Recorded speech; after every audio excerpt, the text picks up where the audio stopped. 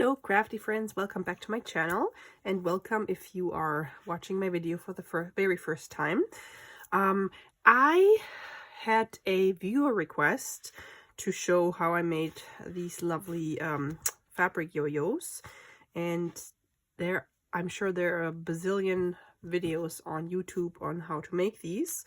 And I think maybe it was the 70s or 80s when these were really popular to make like quilts and things.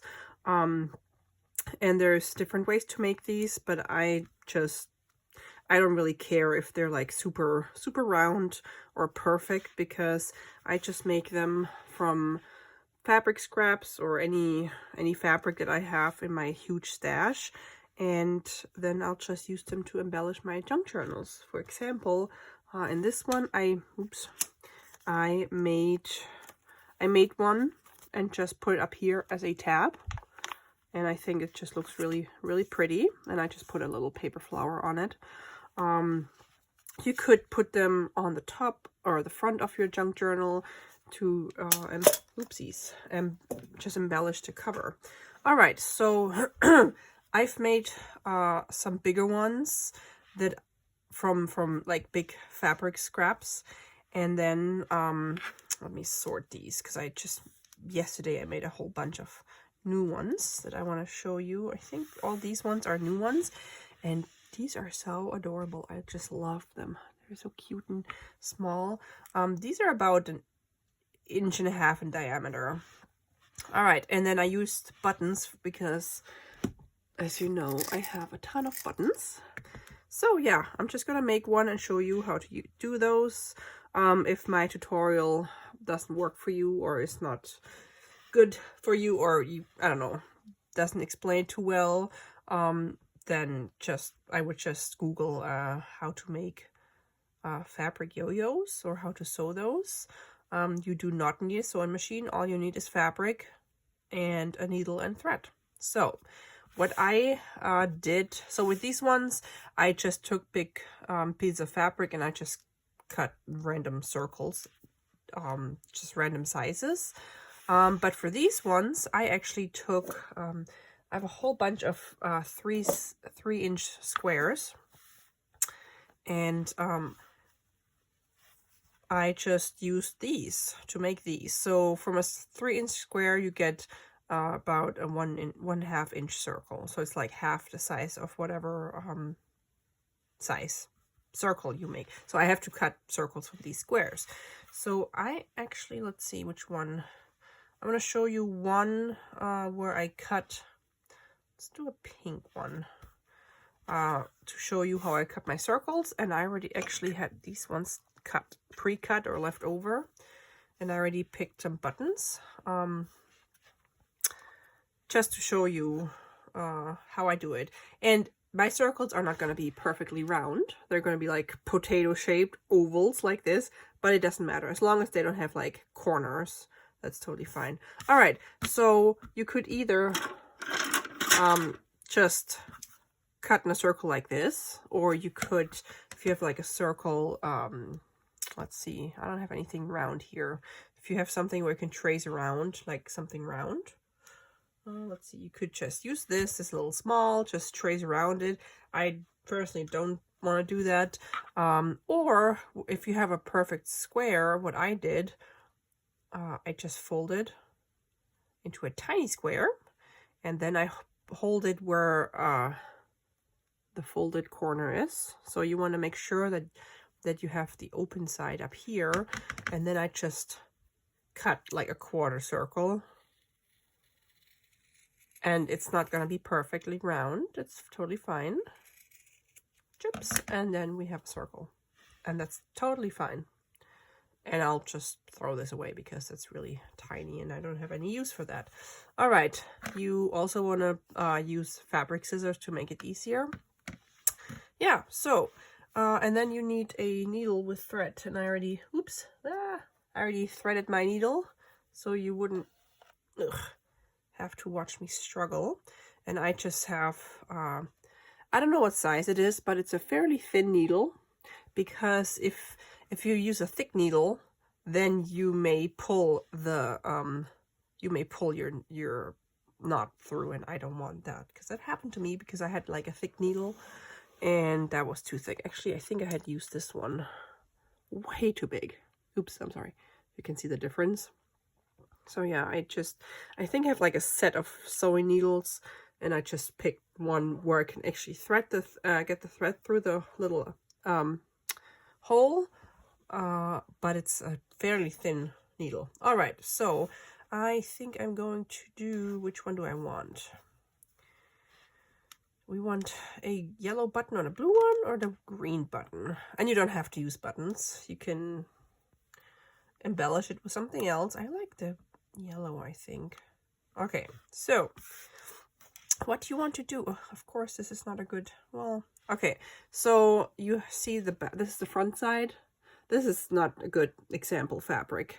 And this is the back side. It's really difficult to see. Let's see. Of course. Okay. So you see, this is the front and this is the back. So the back is not as bright as the front. Maybe we'll do this one. Where's my button? Didn't I just have my yellow button? Oh, here we go.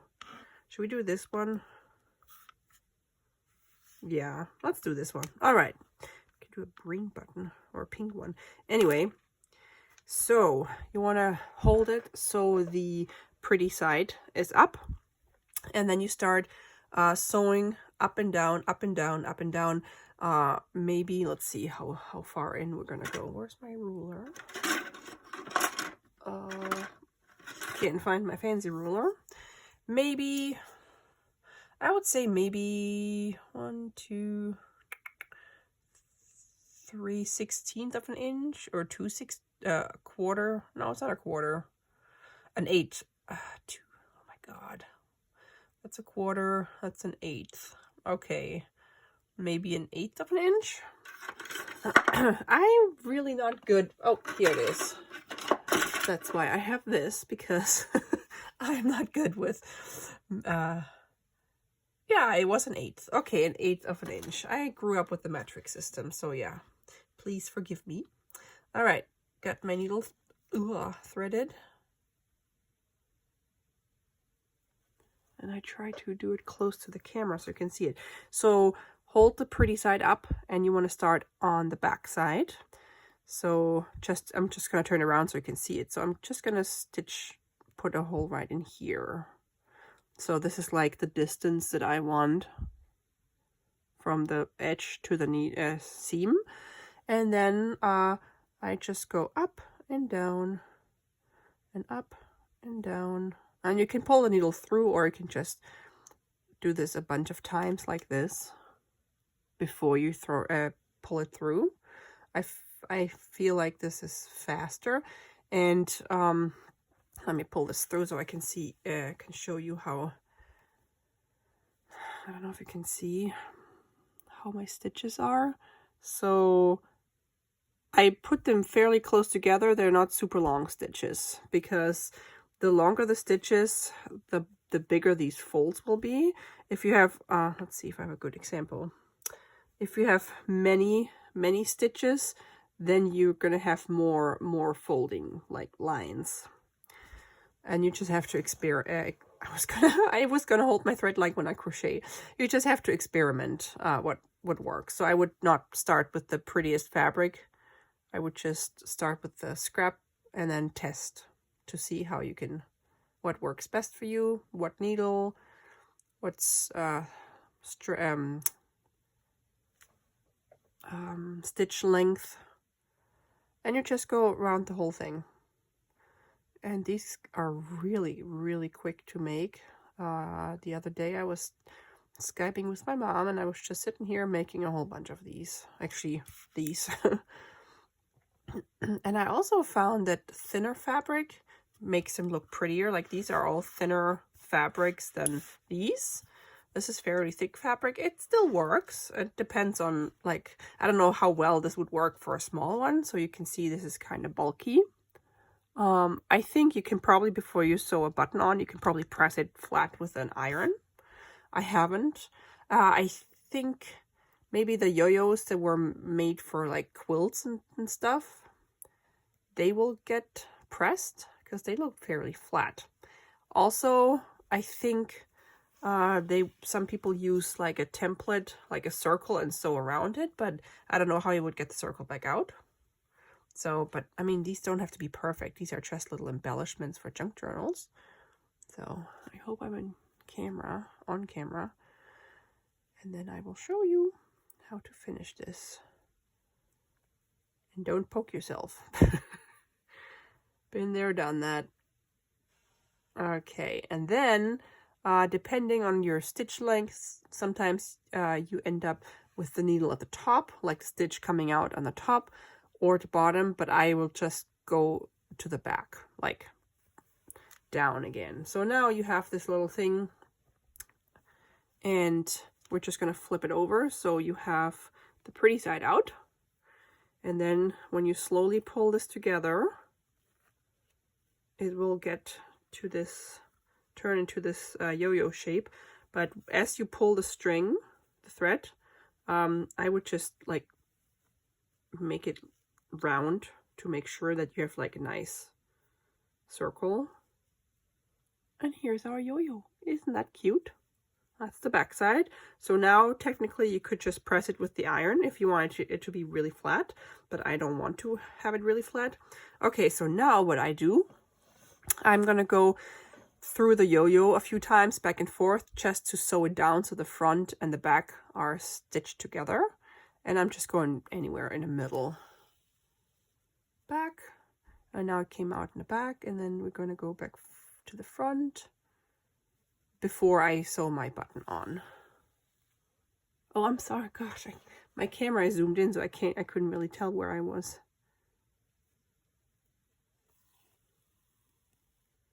Oh, I I did it wrong.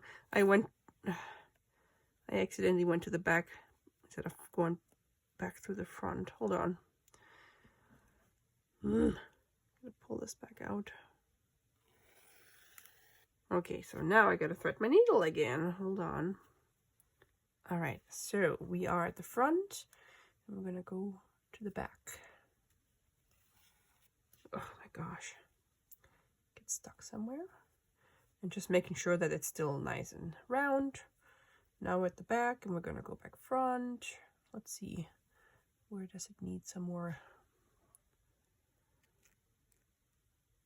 Oops. Okay, and now I'm going to go back once more, and then I'm going to bring in my button. Okay, let's see what button I want. Do I want the yellow button? Do I want the green button? Let's see if I have a pink button.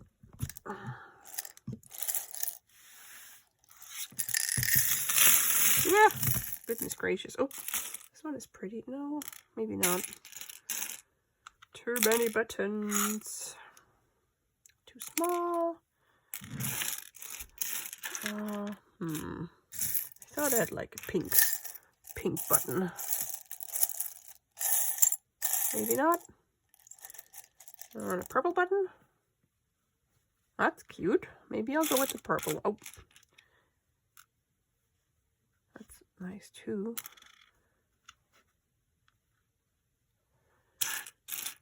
I think I'm gonna go with the purple one. All right, so what I do, get my thread, and then I'm gonna stick it through to the front, and I hold the needle like this, and then I'm gonna put my button on top, and then I'm just gonna go through the hole and back, and then come back to the front through the hole, and go through the hole and go back. So just a few times so the button is really tight on there. And I want to make sure that it's centered. And you're going to be careful when you come back to the front, so you actually poke through the hole and don't stab yourself. Ugh. Sometimes it's a little difficult to find the hole. Let me see. Oh, here we go.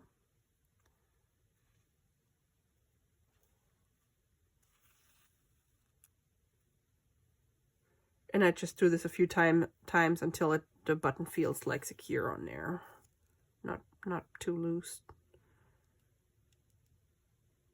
Ooh, so difficult to hold this up to the camera and not stab myself. Okay, hold on.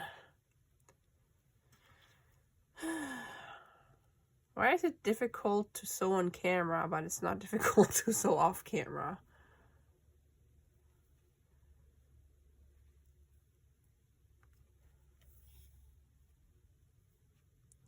So I'll do this like 5 times or so. Come on, buttonhole. Where are you? Here you are. Alrighty. And then once this is good, looks like this, then I'll just go through some of the stitches in the back a couple of times, or through the fabric, and then through the loop of my thread, just like a knot. So you want to make sure that the thread doesn't like come open, so it just stays. So I'm just gonna secure the thread like 3 times, and then we should be good to trim this off, and then it's done. All right, and then we're gonna cut it off. Chips. And we have a cute little yo-yo. Isn't that adorable? I love it. Great way to use up tons of buttons and fabric scraps. And what was I gonna say? Oh yeah, so some buttons have 4 holes. So what I do is just I go from one to another, and then on the back I come back out and I just go crisscross. Some of these ones only have this hole here, which is a little more difficult to sew on there. So I've used those kind of buttons with the thicker fabric, so it doesn't, like, you won't feel this thing. But if you use it on a small thin fabric, or a small yo-yo and a thin fabric, you will notice this or feel it. So I recommend flat buttons. Let's see what else we got. Way too big. So yeah, I think the easiest way to do it is just have a square and then fold it into a smaller square and then just cut the circle, because then it's a pretty good circle, and it doesn't have to be a perfect circle. These still turn out really nicely, and depending on the size of your circle, like the diameter, the yo-yo is going to be about half the size. So that's how you can know how big your starting piece has to be. I think I'm going to use these ones to embellish a front, like the cover of a journal, and then these ones, because they're thin and small, you can use these as tabs on your pages, like in every signature. Every signature could start with one of those, and that like sticks out over the page or on the top. Or you can make a whole bunch of these and then decorate the cover. I think that would look really pretty. So there's so many ways to use these, or you can stick those on a tag if you have a pretty tag, or anything. So, and I love like making these. I watch craft videos or watch Netflix, and I'm just sewing a few and then putting all these buttons on. And my crafty friend is actually stopping by today, who bought me a whole bunch of buttons, so I can actually show her what I'm using her buttons for, because I'm sure it's nice for people to see when they gift you something that you're actually using it. So yeah, my viewer, I hope, who requested this, I hope this will was a good tutorial or good explanation. And also for you guys who have never done these before, or have never seen these before, maybe it'll give you an idea. And also, before I finish this video, I want to say such a big thank you to everybody. The video before, where I made my foldy pockets, these ones that go over a pocket, over a page. I got so many hits the first day. In 2 days, I had like 700 views. That never happened before. I think YouTube picked up my video and put it on, like, on the homepage or something. But I got so many new subscribers in 1 day. So that just blew me away. So welcome everybody, and thank you guys so much for your very kind comments. I really appreciate it, and I hope I will not disappoint you with my upcoming videos. And yeah, so thank you so much. I really, really appreciate each and every one of you.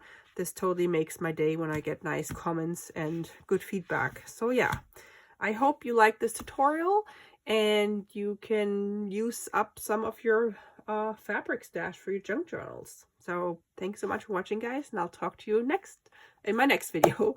Have a crafty day. Bye.